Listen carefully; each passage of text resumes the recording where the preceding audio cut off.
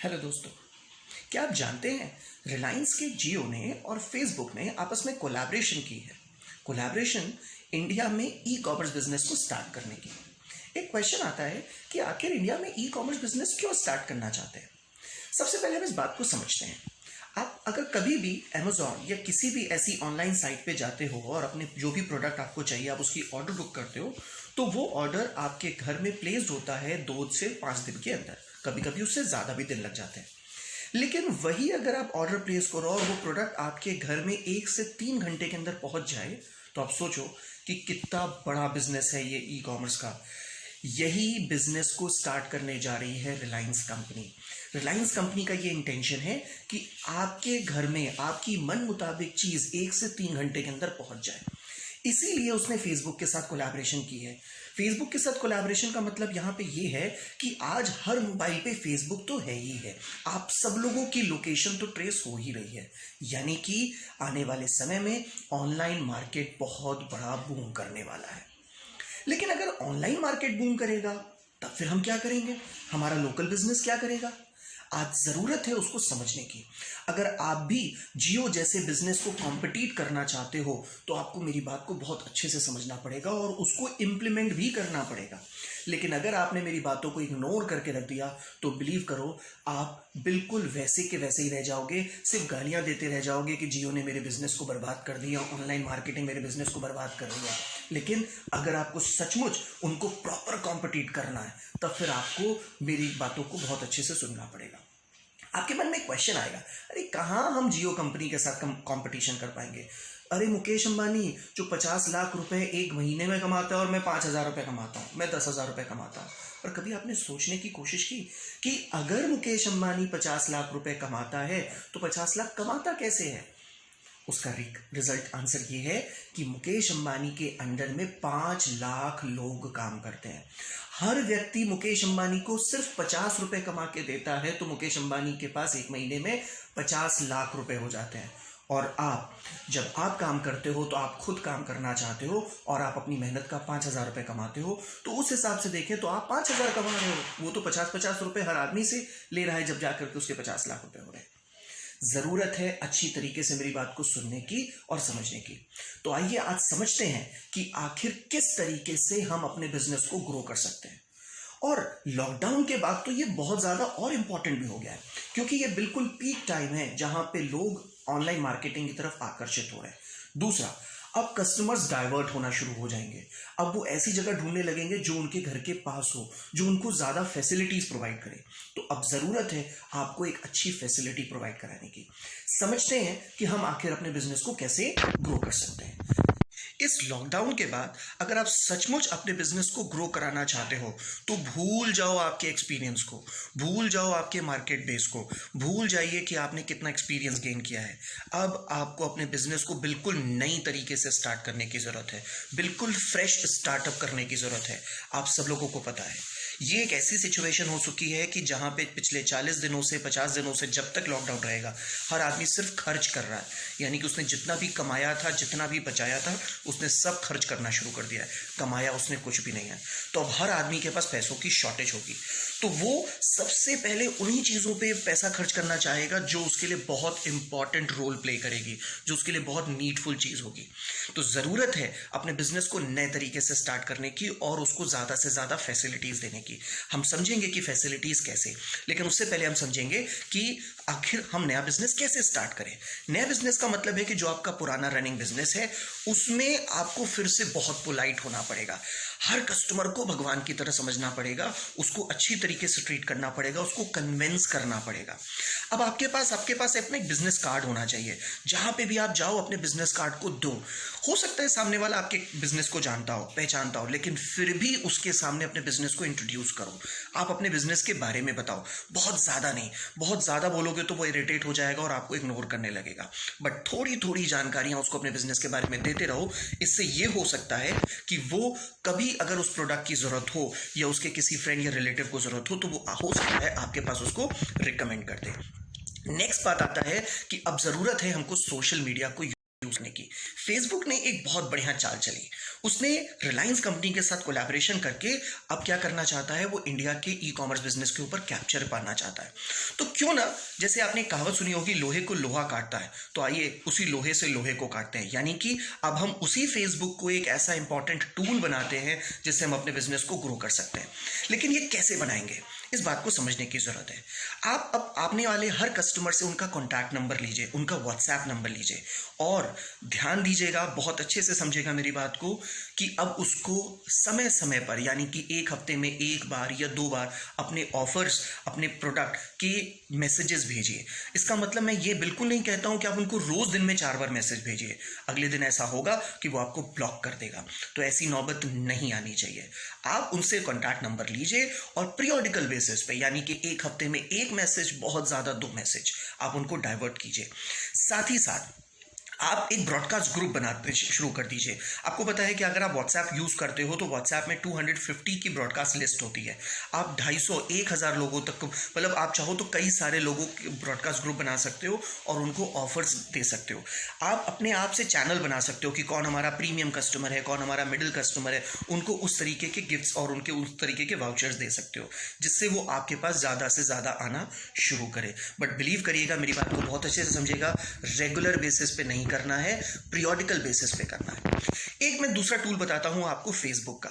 हम में से बहुत सारे लोगों की आदत है अपनी सेल्फी खींचते हैं, अलग अलग पोज बनाते हैं और उसको पोस्ट करते हैं और इसके बाद लाइक का वेट करते हैं। बट आपने कभी ध्यान दिया है कि आपको लाइक वही करता है जो आप जिनकी पोस्ट पे लाइक करते हो? यानी कि it's a full of like and like game.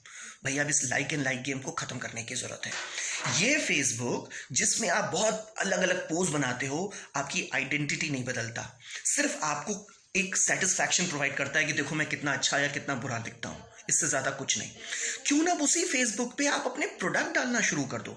आपने बहुत सालों से अपने पोस्ट डाल दिए, अपने फ्रेंड्स, अपने रिलेटिव्स और अपनी हर एक चीज के बारे में सोशल मीडिया को बताते चले गए कि आप क्या करना करते हो अपने डेली लाइफ में। लेकिन अब जरूरत है इस बात को भी बताना कि अब आप क्या डील करते हो। तो start sending messages, start sending images of your product. जो भी आप प्रोडक्ट में डील करते हो उसको फेसबुक में देना शुरू करिए। पर मेरी बात को फिर से ध्यान दीजिएगा, रोज नहीं, पीरियोडिकली।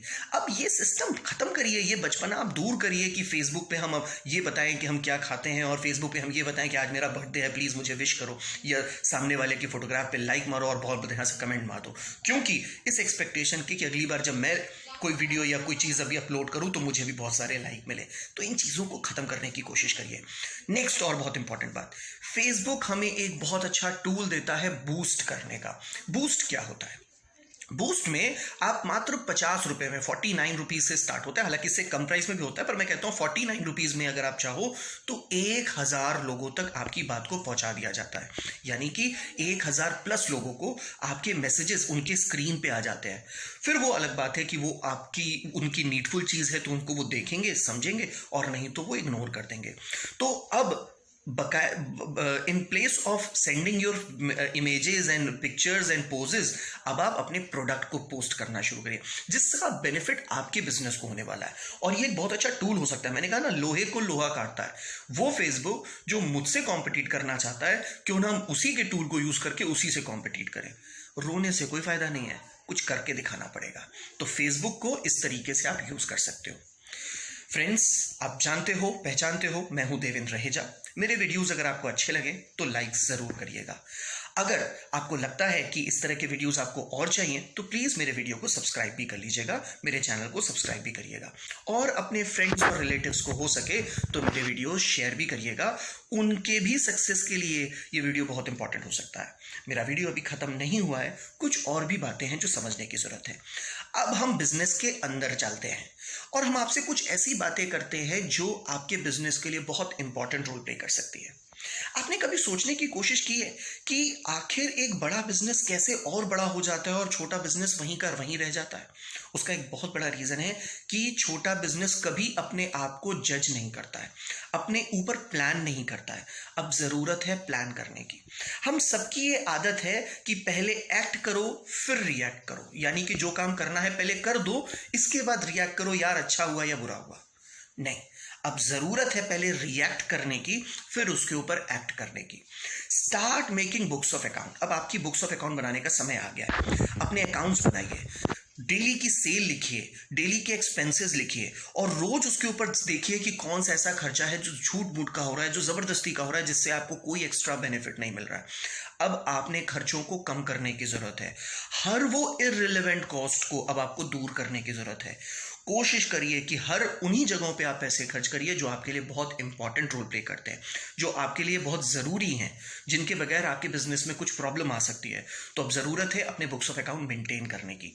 मैं बिल्कुल ये कहता नहीं हूं कि आपको एक अकाउंटेंट को हायर करना पड़ेगा, बल्कि मैं आप ये कहता हूं कि ये नॉर्मल अकाउंटिंग तो आप खुद भी कर सकते हो। एक नॉर्मल सी कॉपी लीजिए और रोज की सेल, रोज के खर्चे लिखना शुरू करिए और उसको जज करना शुरू करिए कि आपकी सेल में क्या प्लस हो रहा है, आपकी सेल में माइनस क्या हो रहा है, आपके खर्चे क्या हो रहे हैं और क्या नहीं हो रहे हैं। जब आपके सामने उसका प्रिंट होगा, जब आपके सामने आपके रेवेन्यू यानी कि आपकी इनकम और खर्चों की पूरी डिटेल होगी, तब आप अच्छी तरीके से प्लान कर पाओगे। क्योंकि आज हमारे साथ एक प्रॉब्लम यह है ना कि हम जब बच्चे की बात आती है तो उसे कहते हैं 90% लेकर के आना, पर 90% जब हम उसको बार बार पोक करते हैं ना, तब उसके दिमाग में बैठता है कि मुझे 90% लाना है क्योंकि मेरे पापा ने कहा है। अब आपकी बारी है अपने आप को पोक करने की। अब आपको पोक करना है कि नहीं, मुझे अपनी सेल को 10% बढ़ाना है, नहीं मेरे अपनी सेल को मुझे 10 लाख तक लेके जाना है, नहीं मुझे अपने सेल को 50 लाख तक लेके जाना है। ऐसा टारगेट बनाइए जो अचीवेबल हो। जरूरी नहीं है कि आज आपकी सेल है 10 लाख रुपए और आप अगले साल का टारगेट बना लो कि मुझे 1 करोड़ बनाना है। रिजल्ट क्या होगा कि ऐसे टारगेट कभी अचीव नहीं होंगे और आप कभी भी इस बात को सीरियसली नहीं ले पाओगे। कोशिश करने की जरूरत है कि जो अचीवेबल टारगेट हो। फॉर एग्जाम्पल, अगर आज आपकी सेल है इस साल की 10 लाख रुपए, तो अगली बार 12 लाख 15 लाख का टारगेट बनाओ जो अचीव कर सकते हो आप। लेकिन 10 से 20 हो जाएगा ये थोड़ी डिफिकल्ट बात है। हाँ, जब 10 से 12 या 13 या 15 अचीव हो जाए, फिर एक अलग टारगेट बनाओ कि मैं 20 भी अचीव करूंगा, फिर अलग टारगेट बनाओ कि मैं 25 भी अचीव करूंगा। जब इस मेथड से आप आगे बढ़ोगे, तब जाकर के आप अपने टारगेट्स भी अचीव कर पाओगे। हो सकता है मेरी बात आप लोगों को समझ में आ रही हो। और एक मैं बहुत फेवर रहता हूं इस टूल के, वो है बैंकिंग सिस्टम। आज हमारी सोसाइटी में कोई भी नहीं इंटरेस्टेड है बैंकिंग सिस्टम को फॉलो करने के लिए। उसको लगता है क्या बैंक में जाएं, क्या बैंक में पैसा जमा करें। बट आपको पता है ये बैंकिंग चैनल आपके लिए एक बहुत अच्छा टूल हो सकता है बिजनेस को ग्रो करने के लिए। बट फिर एक डर भी आता है कि अगर मैं बैंकिंग चैनल को यूज करूंगा तो मेरी सारी डिटेल सरकार तक पहुंच जाएगी। अरे भैया, कोई फ्रॉड कर रहे हो क्या? कोई धोखेधड़ी कर रहे हो क्या जो आपको इसमें डरने की जरूरत है? कोई डरने की जरूरत नहीं है। और मैं आपको एज ए सीए कुछ बहुत अच्छी बातें, बहुत इंपॉर्टेंट बातें बता दूं। सबसे पहली बात, आपकी डिटेल इनकम टैक्स डिपार्टमेंट को तब जाती है जब आपकी टर्नओवर यानी कि बैंक की टर्नओवर 10 लाख रुपए से ज्यादा होती है। हालांकि ये समय समय पे बदल भी जाता है, पर 10 लाख रुपए के ज्यादा होती है। पर मैं कहता हूं कि चलो ठीक है, मेरी टर्नओवर 10 लाख रुपए हो गई, तब क्या होगा? कोई दिक्कत नहीं है, आपका बिजनेस है। According to income tax department, एक बिजनेस अगर 8% की ग्रोथ करता है, 8% की प्रॉफिट अर्न करता है, तो वो जेन्युइन है, कोई प्रॉब्लम नहीं है। तो बस सिंपल सी बात है, अगर आपके 10 लाख की अगर टर्नओवर आपने की है तो 8% का मतलब हो गया 80,000 रुपए। अगर 80 क्या मैं कहता हूं तो 10% का भी प्रॉफिट हम मान लें, तब भी होता है 1 लाख रुपए, और 1 लाख होता है टैक्स फ्री। यानी कि अगर आपने 10 लाख की टर्नओवर की भी, तब भी आपके ऊपर कोई टैक्स की लायबिलिटी नहीं आएगी। दूसरी चीज मैं कहता हूं कि चलो अगर मैंने 30 लाख या 40 लाख रुपए कर लिया, तब क्या दिक्कत है? कोई दिक्कत नहीं है। 40 लाख का भी 10% कितना होता है? 4 लाख रुपए। यानी कि आज भी हमारा जो टैक्स एग्जेम्पशन की लिमिट है वो है 5 लाख रुपए आने वाले साल के लिए। तो भी आपके ऊपर इनकम टैक्स की कोई लायबिलिटी नहीं आने वाली है। दूसरी चीज, अच्छा जीएसटी की तो आ जाएगी। अरे भैया, 20 से 40 लाख तो जीएसटी की भी लिमिट है, यानी कि जीएसटी के रजिस्ट्रेशन के लिए भी तो आपको 40 लाख की टर्नओवर रखनी पड़ेगी। 40 लाख तक तो कोई प्रॉब्लम ही नहीं है। लेकिन अब एक प्रॉब्लम यह है कि आखिर बैंकिंग को हम यूज कैसे करें। भैया बहुत सिंपल तरीका है। आप जब भी सुबह जाते हो, पैसे हो सकता है डिपॉजिट करके चले जाओ। आपको लगता है कि नहीं सुबह नहीं कर सकते, शाम को कर लो। आज की डेट में तो बैंकिंग चैनल ने बहुत सारी एटीएम मशीन भी लगा रखी है जो बैंक से पैसे डिपॉजिट करवाती है। यानी कि आप सीधे उस मशीन में जाइए, अपना अकाउंट नंबर इंसर्ट करिए, आपकी वो डिटेल फ्लैश कर देगा। अगर आपको लगे कि हाँ वो आप ही का अकाउंट नंबर है, आप उसमें पैसे डिपॉजिट करके चले आइए। यानी कि एटीएम मशीन में ही पैसे डिपॉजिट कर दीजिए, आपका पैसे अपने आप बैंक तक पहुंच जाएंगे। तो जो भी इजी चैनल लगे उसको यूज करिए। पॉइंट है कि आखिर हम बैंकिंग चैनल यूज क्यों करें। देखो, इस बात को समझने की जरूरत है। जब आप बैंकिंग चैनल को यूज करते हो तो आप अपनी मनी को वाइट बनाना शुरू करते हो। आपकी डिटेल सब गवर्नमेंट के पास होने लगती है। जब आप एक बैंक के अच्छे कस्टमर हो जाते हो तब बात को समझने की कोशिश करना। अभी तक आप बैंक के दरवाजे के चक्कर लगाते हो, अब बैंक मैनेजर आपके चक्कर लगाना शुरू करेगा, क्योंकि आप उसके बैंक को एक अच्छा बिजनेस देते हो। आप 10 लाख, 20 लाख, 30 लाख, 40 लाख की टर्नओवर देते हो, उससे ज़्यादा देते हो तो और भी अच्छा है। तो बैंक, अभी तक क्या होता था कि आपको जब बैंक मैनेजर के रूम में जाना होता तो उससे परमिशन लेनी पड़ती थी, सर मे आई कम इन। लेकिन अब ये होगा कि जब आप बैंक में एंटर करोगे तो आपके एंटर करने के तुरंत बाद वो अपने स्टाफ को कह देगा, अपने प्यून को कह देगा, लो भैया सर जी के लिए चाय ले आओ। यानी कि आपके एंटर करते ही आपके लिए चाय ऑर्डर हो जाएगी। क्यों? क्योंकि अब आप उसके बैंक को एक अच्छा बिजनेस दे रहे हो। प्लस जब आप बैंकिंग चैनल को यूज करोगे तो इससे आपकी क्रेडिट स्कोर अच्छा हो जाएगा, आपकी वैल्यू बैंक में अच्छा बनना शुरू हो जाएगी। आप एक बात सोचो, जब बड़े बड़े अनाउंसमेंट होते हैं कि रिलायंस कंपनी 10,000 करोड़ रुपए इन्वेस्ट करेगी, टाटा कंपनी 20,000 करोड़ रुपए इन्वेस्ट करेगी, तो कहां से लाएगी ये पैसा? ये पैसा बैंक से लाएगी, ये पैसा इन्वेस्टर से लाएगी। ये इन्वेस्टर्स उनको पैसा देंगे क्यों? ये बैंक उनको पैसा देंगे क्यों? इसीलिए देंगे क्योंकि उन्होंने बैंकिंग सिस्टम को बहुत अच्छी तरीके से यूज किया है। उन्होंने अपनी प्रेजेंस दिखाई है कि भैया मैं इस बिजनेस में प्रेजेंट हूं, और प्लस मैंने ये भी दिखाया है कि मैं 30 लाख 40 लाख का टर्नओवर करता हूं। अब अगर मैं 40 लाख का टर्नओवर करता हूं तो बड़ी आसानी से मैं बैंक से जाकर के 5 लाख 10 लाख रुपए तक का लोन ले सकता हूं, बड़ी आसानी से। बैंक हमको बिल्कुल बिना किसी हिचकिचाहट के, बल्कि उससे ज्यादा भी देने को तैयार हो जाएगी। तो मैं ये नहीं कह रहा हूं कि आप जाकर के लोन लो, मैं आपसे कह रहा हूं कि अपने आपकी लिमिट बढ़ाओ। ना जरूरत पड़े बहुत अच्छी बात है, पर ऐसा ना हो कि कल को आपके पास एक अच्छी अपॉर्चुनिटी आए और सिर्फ पैसों की वजह से वो अपॉर्चुनिटी धू धू होकर के पानी हो जाए। तो जरूरत है अपने आप को इंप्रूव करने की। प्लस आज आपको सबको पता है कि आज ऐसी सिचुएशन है लॉकडाउन की कि हम सब सिर्फ क्या कर रहे हैं? पैसे खर्च कर रहे हैं, सिर्फ पैसे खर्च कर रहे हैं। ऐसी प्रॉब्लम दोबारा कभी ना आए, इससे समझने के लिए ये जरूरत है कि अब आप बैंकिंग, जैसे मैंने आपसे कहा, तो आप आरडीज और एफडीज बनाना शुरू करिए, एक सिक्योर मोड बनाना शुरू करिए, अपने पैसों को इकट्ठा करना शुरू करिए। जब आपके पास एक ठीक ठाक पैसे हो जाएंगे, तो जब पैसे आपके पास ठीक ठाक होते हैं तो आपके पास अच्छी अच्छी इन्वेस्टमेंट अपॉर्चुनिटीज आती हैं। जब अच्छी इन्वेस्टमेंट अपॉर्चुनिटीज आती हैं तो आप उस बिजनेस को अच्छी तरीके से लीड भी कर पाते हो। जरूरत है अगर कॉम्पिटिट करने की तो बहुत अच्छे से कॉम्पिटिट करो, नहीं है तो चुपचाप बैठ जाओ, किसी को कोई फर्क नहीं पड़ने वाला है। हर बिजनेस गिरता जा रहा है, आपका भी बिजनेस गिरेगा। लेकिन एक बात और समझने की जरूरत है, आज पब्लिक अगर ऑनलाइन मोड पे गई है तो उसका गुनहगार कौन है? उसका गुनहगार मैं खुद हूं। क्यों हूं? समझने की जरूरत है। मैं जब किसी दुकानदार के पास जाता हूं और दुकानदार से कोई प्रोडक्ट मांगता हूं तो वो प्रोडक्ट हमको 100 रुपए का देता है, लेकिन मेरा दोस्त जाता है तो वही प्रोडक्ट उसको 90 रुपए का देता है।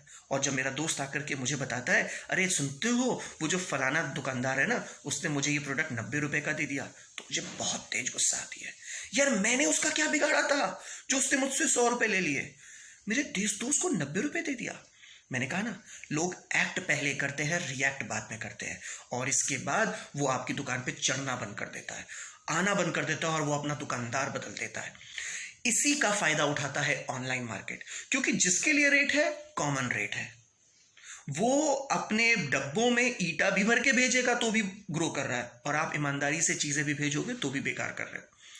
जरूरत है अपनी गुडविल बनाने की, लोगों से पोलाइटली बात करिए, अपने ईगो को बंद करिए, लोगों को फैसिलिटीज दीजिए। जब आप अपने प्रोडक्ट को फेसबुक या व्हाट्सएप या किसी चीज मोड से डाल रहे हो तो वो आपको ऑर्डर प्लेस करेंगे, उनको होम डिलीवरी दीजिए।